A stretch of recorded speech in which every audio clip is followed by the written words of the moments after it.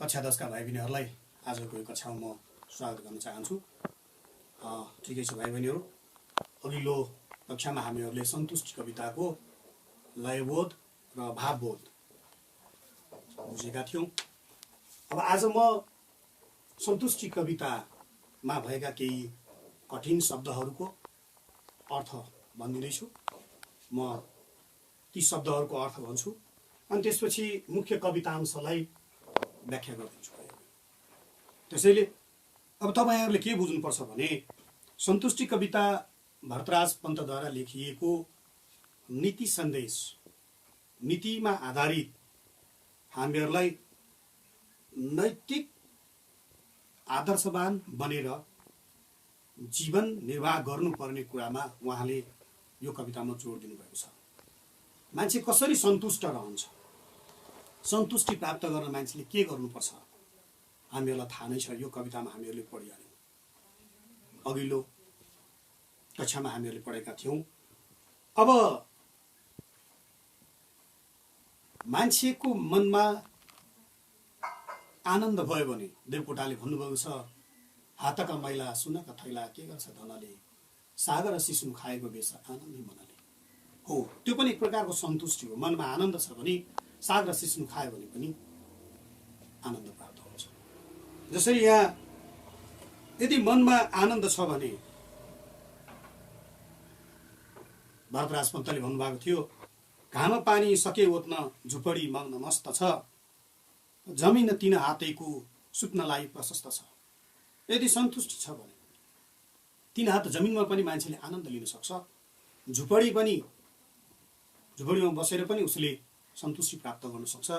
त्यसैले हामीले के बुझ्नुपर्छ भने कुनै पनि चिन्ता भएन भने, कुनै पनि लोभ भएन भने हाम्रो मनमा सन्तुष्टि हुन्छ। यदि हामीहरूले लोभको पछाडि दौड्यौँ भने लोभले लाभ हुन्छ, लाभले विलाप हुन्छ। त्यसैले सन्तुष्टि रहने उपाय खोज्नुपर्छ भनेको छ कवितामा।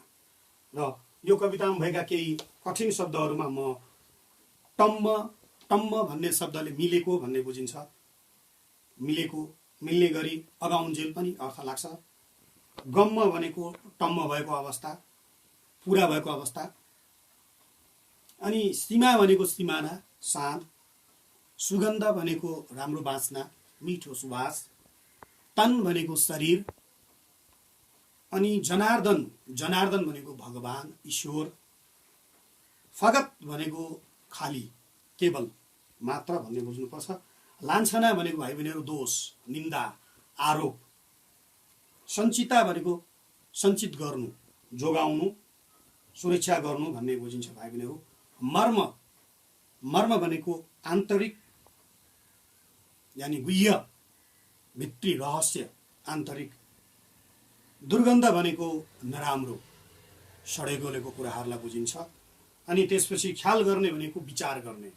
ख्याल भनेको विचार पनि हुन्छ, ख्याल भनेको सोचाइ पनि हुन्छ। कहिलेकाहीँ तिमी यो कुरा ख्याल गर है भन्यो भने विचार गर भन्ने बुझिन्छ। कहिलेकाहीँ तिमी यो कुरामा ख्याल नगर है भन्यो भने ठट्टा नगर है भन्ने अर्थ पनि लाग्छ भाइ बहिनीहरू।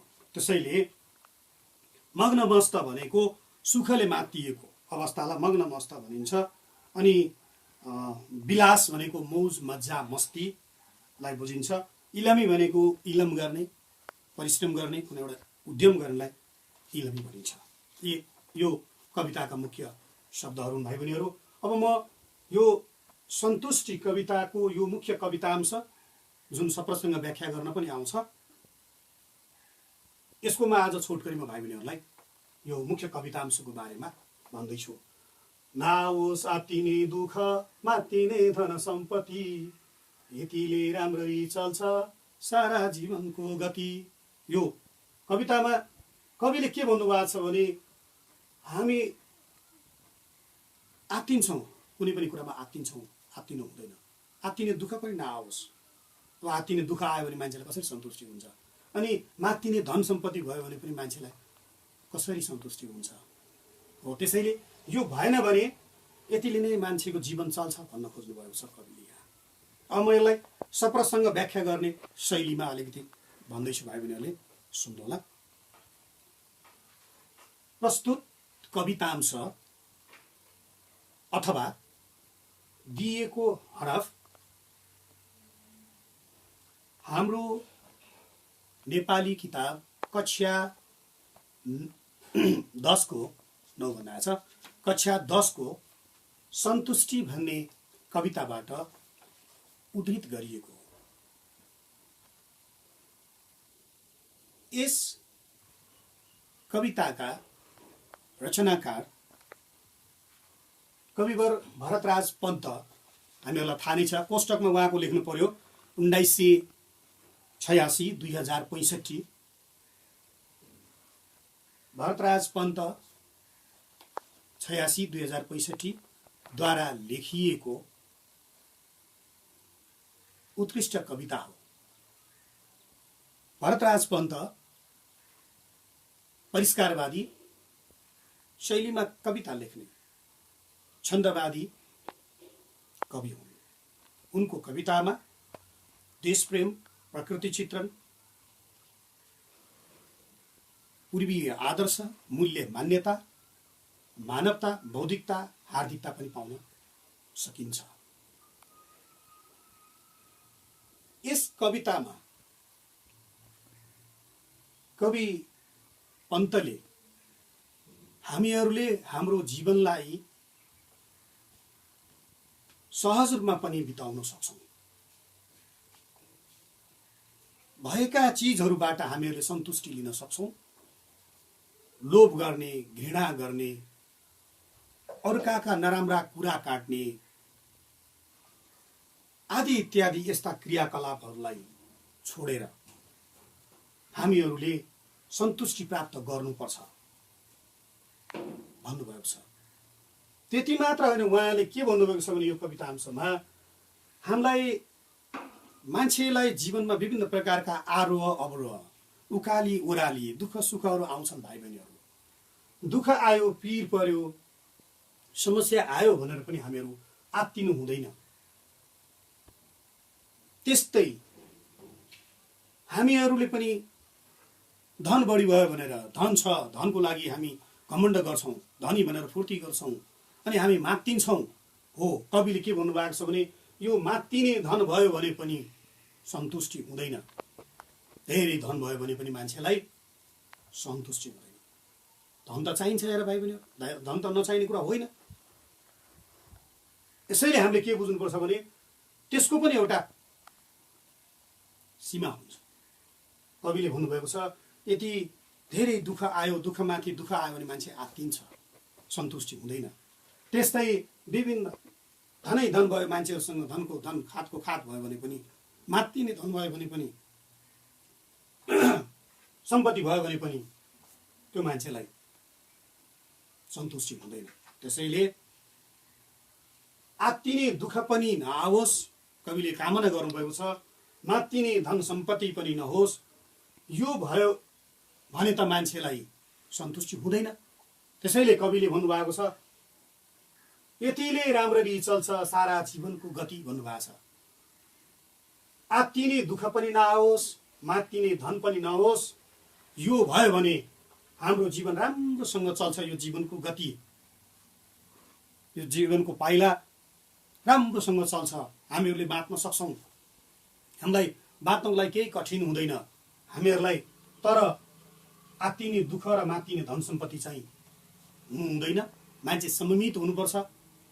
हामीले कविता, योभन्दा अगाडि कविता अंशमा हामीले भावबोधमा हामीले थाहा पाइसकेका छौँ। हाम्रा इन्द्रियहरू, कर्मेन्द्रिय छन्, ज्ञानेन्द्रियहरू छन्, हाम्रा नाक कान आँखाहरू छन्, जिब्रो छ, मुख छ। यिनीहरूले के बोल्नुपर्छ? यिनीहरूले गलत बोल्नु हुँदैन, सही बोल्नुपर्छ, विचार गरेर बोल्नुपर्छ भनिएको छ नि भाइ बहिनीहरू। हो, अनि हाम्रो हात छ परिश्रम गर्नको लागि, मेहनत गर्नको लागि, खुट्टा छ हाम्रो लक्ष्यमा पुग्नको लागि। यसलाई हामीले सही रूपमा सदुपयोग गर्नु पर्यो। प्रयोग गर्न सकेनौँ भने हाम्रो जिन्दगी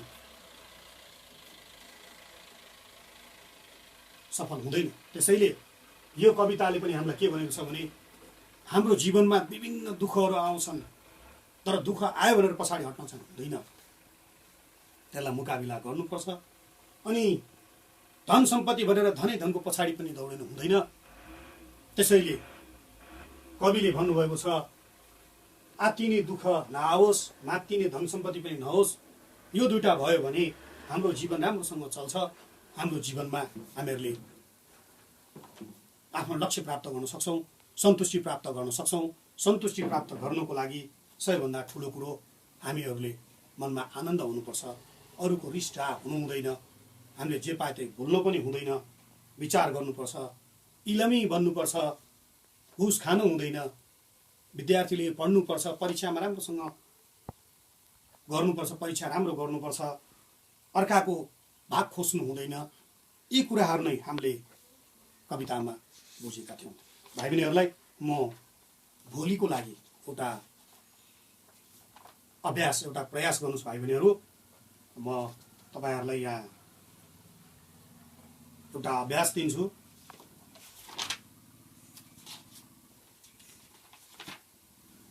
लेखाइको पेज नम्बर 12 को 12 नम्बर तपाईँहरूलाई चाहिँ यो किताब छ भने तपाईँहरूले यो गृह कार्य गर्नुहोस्। म यो भोलिको कक्षामा यो 12 नम्बरको अभ्यासको बारेमा म तपाईँहरूलाई बताउनेछु। आजलाई यति नै।